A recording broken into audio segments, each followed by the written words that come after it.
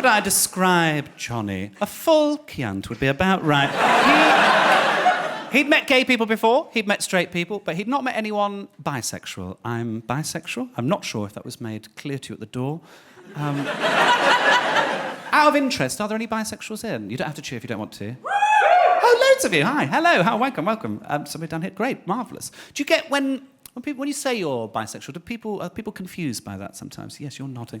So that's the thing. I get it's confusing, because I was confused when I first emerged sexually. My first kiss, when I was about 16, was with a woman outside the Snobs nightclub in Birmingham. If you don't know it, the name is ironic. And we were both very drunk, and she burped in my mouth. And that triggered my gag reflex. So I was then sick on her shoes. No, they're only from New Look, chill out. But it made me think for a long time that I was full gay, because I thought that women made me physically sick. That's what I thought for a long time. People say you're greedy as well. Oh, fucking hell, spare me. Right, this is the thing. It's not about the frequency of sex. It's about who you're attracted to. That's literally all the word means. I can't speak for other bisexuals. I feel like I can't speak for other men, but I feel like there's a presumption that all men are up for it at all times. Like, all men are going like, oh, yeah, fuck that whenever. Like, I don't have that libido. Maybe that makes me unusual. I just don't have it. I look at a very comfortable sofa in the same way that I think most people look at a sexy person. For the things I'd do to that. Lie down in a snack, that's what I'd do. If Tinder for sofa, swipe right the whole bloody day. That's what I would do. It's called Airbnb, I know it's an app. And I also get very frustrated with the language of sexuality as well, because I know we've got work to do there, because the three main words that we use are homosexual, heterosexual, and bisexual. All of these words just to do with gender, and only gender. For example, if you say you are a heterosexual male, literally all that means is you are attracted to women. But of course, you won't be attracted to all women. You'll be attracted to a type of woman, blonde, brunette, your partner, whoever it is. And so I feel like it's more nuanced than that, more complex. I prefer the word pansexual. Then people think you're fucking things in the kitchen, so I don't know where to start. And I don't know what I want, really, because sometimes I feel like I just want us all to be fluid and no one ever comes out, but then you would never have the coming out story. And my favourite story in the land is a coming out story. It's my friend Sam. He's a full gay, and he lives at home with his parents, as I do, and he just got the confidence the one night, I don't know where from, and his mum was in the bath. So he went and he knocked on the bathroom door, and she put a towel around. She came to the door and she said, "What is it, Sam?" And he went, "Mum, I'm gay." And she went, "Well, I don't need this anymore."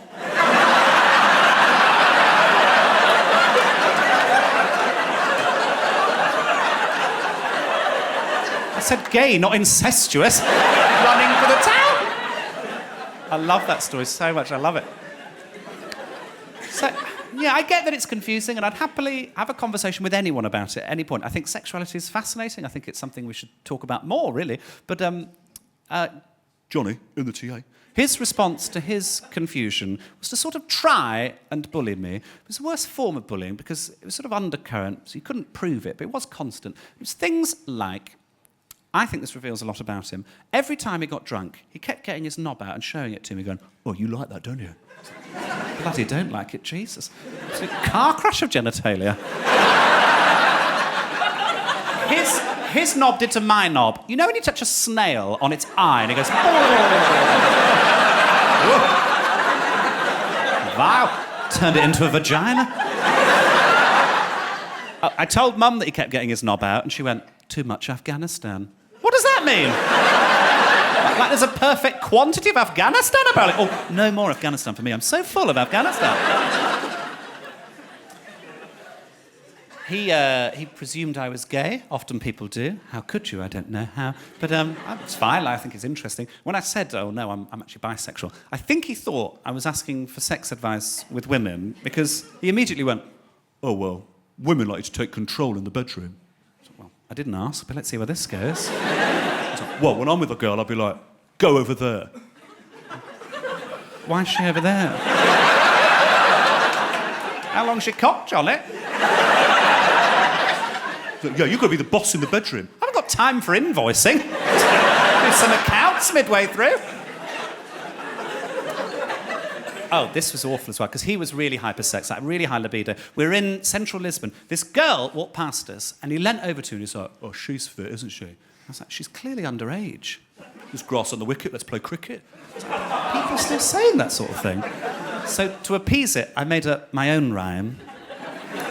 If you want to be a gent, get their consent. You know, just a fun one. Could have hashtag feminism. And I didn't want to be at loggerheads with him for the whole time, because I've never been to Lisbon before, so I wanted to see that. I hadn't seen my mates for ages, so I thought I'll ask him about his life, see if I can get him to open up. So I said, what's it like being in the TA? How does that work? And he went, probably go on a tour in the next couple of years. So, a tour? What are you doing? Art centres? Theatres? Just keeping it light. And he went, no, this isn't a tour like what you do. This is proper war. Proper war? Somebody's not done a gig in Wigan, have they?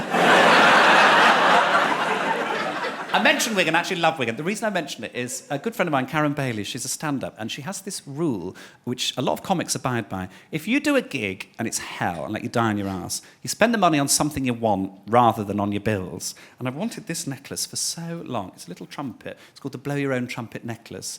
But it's £110, and I just can't justify that. I couldn't justify that on a necklace.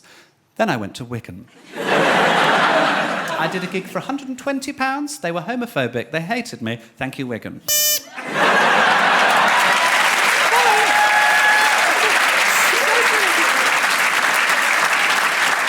thing I've ever bought. Oh, the worst gig. The worst gig was on a Virgin flight for Virgin Atlantic. I wasn't allowed to talk about it contractually for a while. I am now. They're wankers. I agreed to it on the basis the people on the flight would know some comedy was happening. They didn't. So it took off between Edinburgh and London, it was. Cabin crew did their announcements, and then they were just like, Joe, perform. So I stood up. Front row were a load of businessmen on laptops. At one point, one of them did laugh, and I thought, well, I've done well there. Then I realised he was watching Friends. Second row were a Muslim family with children, all wearing hijabs. I'm sure very nice. Probably not into poo-out knob-in gags. Somebody tried to walk out. I was meant to do 10 minutes. I did 2 minutes and 43 seconds. They helpfully told me afterwards. And I don't check Twitter. I don't search my own name on Twitter. But Mum does. She found this tweet, which was just on a Virgin flight between Edinburgh and London. And one of the cabin crew got up and did some shit comedy. Lovely. Well, that'll go on the DVD, won't it? Smash it. Yes. Johnny, in the TA. Did not know what to do about him. For a while. And then I realised I know exactly what to do about you, Johnny. I'll use Claire's wisdom. I'll use Claire's philosophy. I'll be ever so slightly weird with you. And I don't think this is this weird. I said to him, I don't like the name Johnny. I'm going to call you René. And then every time he said something hurtful, often it was misogynist, it just made me think that he was the butler to the Duchess. And it just took the sting out of everything he tried. God knows how it worked, but he hated it. I managed it maximum 4 times. We're in a nightclub that evening. Woman walked past us, and he leant over to me and went, look at those great jugs. About a woman. It's the 21st century. The only time I've said, look at those great jugs, is in the glassware section of John Lewis. It's the only time that's acceptable now, I'm afraid. And I went, oh, yes, lovely jugs, René. And he grabbed me, pulled me to one side. He went, right, let's get this sorted before the rest of the stag do continues. You've got 2 choices. We can be friends, or you can keep calling me René. Do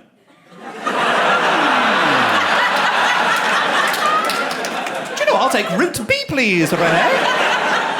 I didn't. I agreed to it reluctantly, because I was trying to be diplomatic and we were sharing the same hostel together. Lads.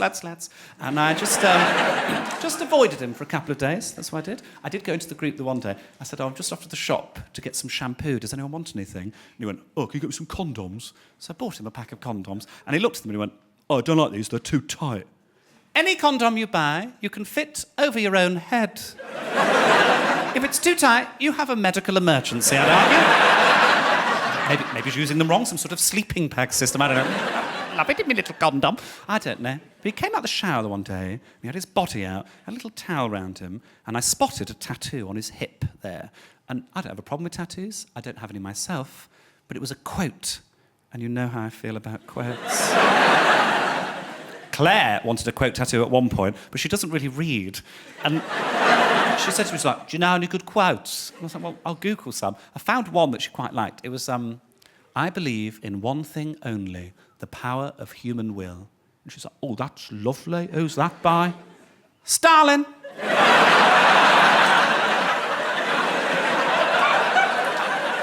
I'd Googled quotes by evil people. That's what I'd done.